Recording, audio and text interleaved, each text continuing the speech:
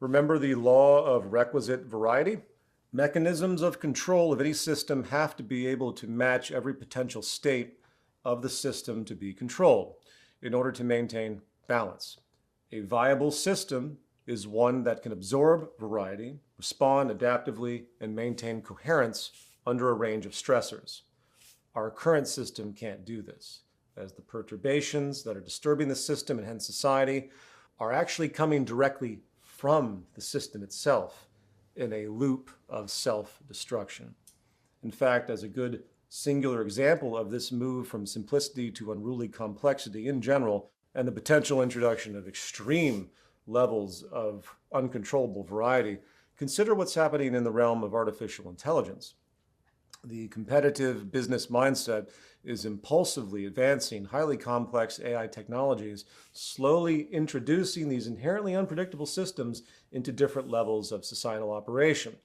And each advance increases the variety of the total societal system, which means, once again, in a cybernetic context, that we have to increase the means of controlling to match this increased variety to solve new resulting problems. And ultimately, you have to have human conception and expectation there as well, with some type of, in this system, regulatory or legislative approach to attempt safeguards. And that leads to another problem to consider. How can our old primitive government law system possibly know everything that can go wrong as we move into such complexity? The modern apparatus of control, if you want to call it modern, through the legislature and hierarchical regulation, has already failed miserably for many other far more simplistic problems in situations with less variety.